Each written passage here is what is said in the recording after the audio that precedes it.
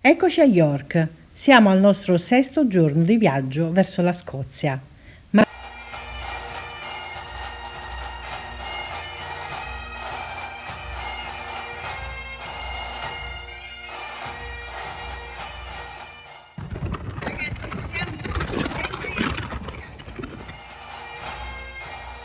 finalmente arriviamo ad Edimburgo, la nostra prima tappa in Scozia. Abbiamo preso un hotel al centro per poter girare a piedi e non avere problemi per parcheggiare la moto. Siamo nel pieno del Fringe Festival, ovvero il festival delle arti più grande al mondo. Incontriamo infatti tanti artisti di strada e il suono delle cornamusa ci accompagna ovunque.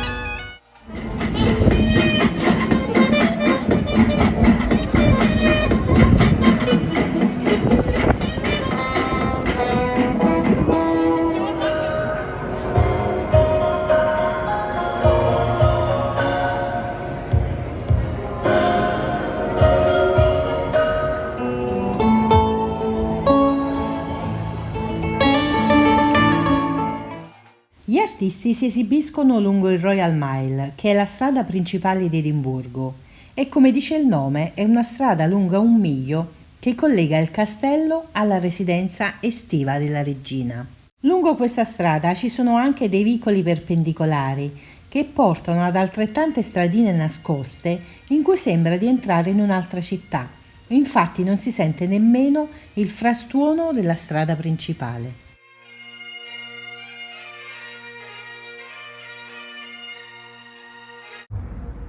Quindi siamo dentro al White Horse Close, vero amore? Scuderie reali. Prima erano le scuderie reali.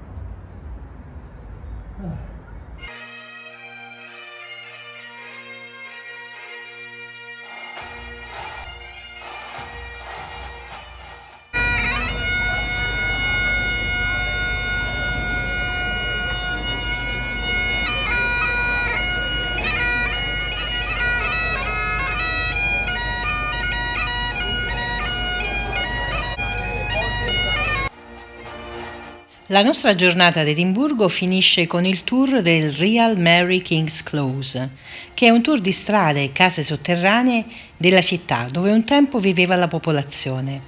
Le case e le strade sono intatte e danno un'idea di come viveva la gente nel XVII secolo. Non abbiamo potuto fare riprese, ma è assolutamente consigliato. Oggi partiamo da Edimburgo e la nostra destinazione finale sarà Aberdeen. Esploriamo la costa orientale della Scozia. Faremo una sosta a St. Andrews, poi una al castello di Dunnottar e infine arriveremo ad Aberdeen. Per arrivare a St. Andrews da Edimburgo attraversiamo il maestoso ponte Queen's Ferry Crossing, inaugurato dalla regina Elisabetta proprio accanto all'altro ponte ferroviario dichiarato patrimonio dell'UNESCO, il Forth Bridge.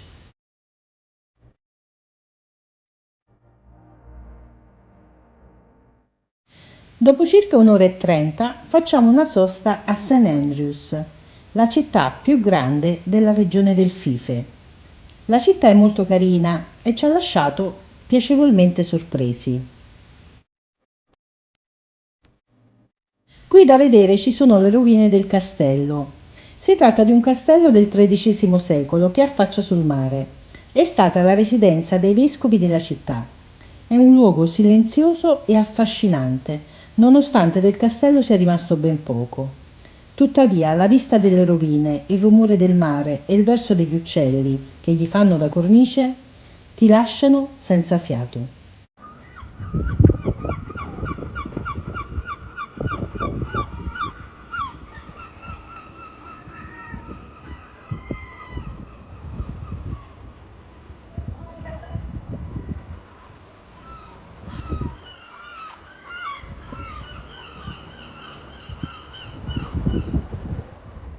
L'attrazione più famosa della città è però la cattedrale di St. Andrews, o per meglio dire le sue maestose rovine.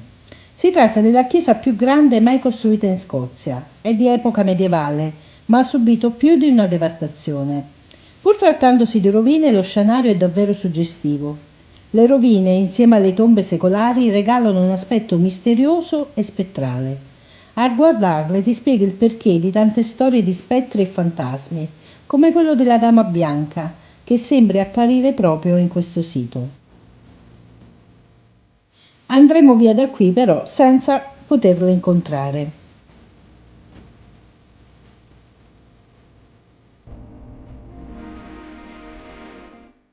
Ci rimettiamo in moto e siamo diretti al castello di Dunotter, vicino alla piccola città di Stonehaven.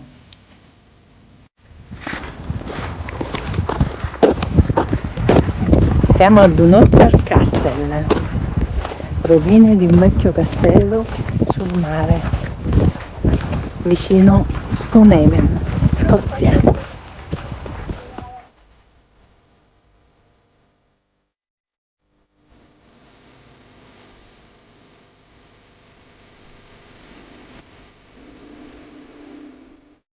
Il castello sorge in una posizione da cartolina. È praticamente a picco su uno sperone di roccia affacciato sul mare del nord. Il panorama è mozzafiato. Le origini del castello sono incerte. I primi documenti che testimoniano la sua esistenza risalgono al V secolo.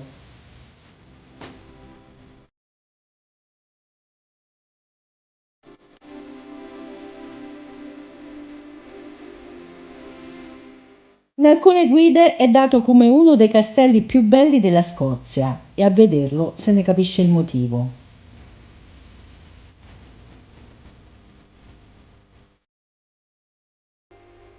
Ultima tappa di oggi è la città di Aberdeen.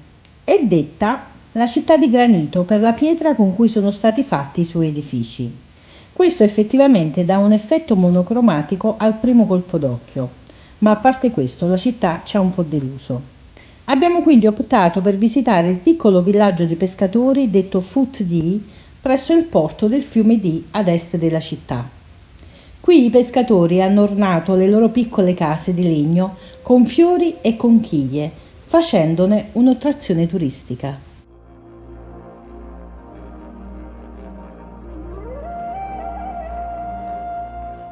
Si è fatta però una certa ora e ci viene fame, quindi ci fermiamo a mangiare. Da notare il parcheggio selvaggio che ha trovato Misho fuori al ristorante. La sua teoria è che siccome c'è una bicicletta ci può stare pure la moto. Sei proprio napoletano dentro. Motociclisti evidentemente ce ne sono zero, perché non ci sono posti moto. Le moto parcheggiano ai posti delle macchine. Però bisogna adattarsi. Che ne pensi di questa cena di stasera? La bottiglia è buona. È un vino cileno Merlot. Fammi Merlot delle riserva etichette. 2021. Ah. Allora, di questa giornata che ne Freddo, pensi? 15 gradi. 15 gradi, Ho acceso le manopole alla moto, un freddo. Ma questa cena qua, questa giornata che abbiamo rimediato la cena alle 9 di sera, dopo un momento di panico. Qui o mangio alle 6 o mangio alle 9. Orario intermedio, È tutto pieno. non lo sa niente, alle 8 si mangia. Ma cosa ne pensi di Aberdeen? La città tutta ordinaria, però mi sembra finta, mi sembra un'auto. Invece il villaggio dei pescatori che ti ho portato a Il vedere. pescatore è molto bello, bellissimo, difficile da trovare, però è una cosa pittoresca. E allora, siccome questo ristorante è il migliore di Aberdeen, e adesso ci facciamo sfondare col posto. Questo è a posto. Oggi partiamo da Aberdeen e siamo diretti ad Inverness. Esploreremo le Highlands, la parte più selvaggia della Scozia. Faremo sosta però a Elgin, nella parte nord-orientale della Scozia. Elgin è detta la città delle 3 C: castello, cattedrale e Kashmir. La cattedrale era chiamata la Lanterna del Nord, poiché poteva essere avvistata da molto lontano grazie alla sua imponente mole. Oggi restano solo le sue rovine, ma ha conservato intatto il suo fascino. Del castello resta solo una colonna sulla collina dove sorgeva lo stesso castello. Però la città conserva ancora invece una lunga tradizione di lavorazione del Kashmir e ancora oggi è possibile comprare degli ottimi prodotti locali. Eccoci di nuovo in moto, destinazione Inverness.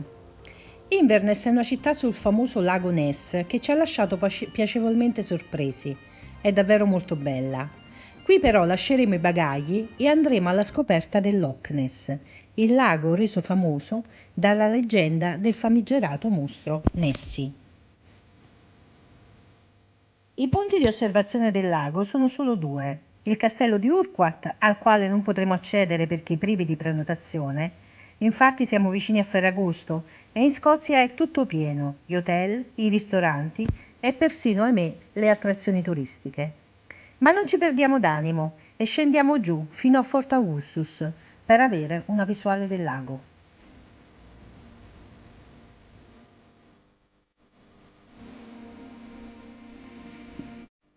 Questo è uno dei pochi punti di osservazione del lago e c'è pure qualche turista temerario che si tuffa nelle sue acque.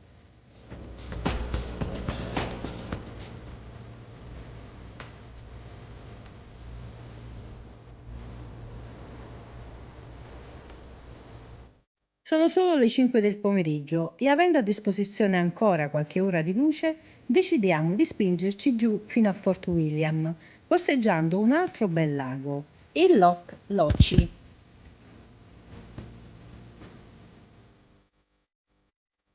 Il Loch Lochy è molto bello. Fort William invece ci lascia un po' delusi e quindi decidiamo di ritornare verso Inverness ripercorrendo la strada che fiancheggia il Loch Ness. Nel frattempo imbrunisce e scende un po' di nebbia sul lago, regalandogli un aspetto davvero sinistro. A questa vista capisci perché la leggenda di Nessie ha preso piede da queste parti. Il silenzio e la nebbia creano un'atmosfera inquietante. Nel frattempo, però, la questione ha certamente creato un buon business.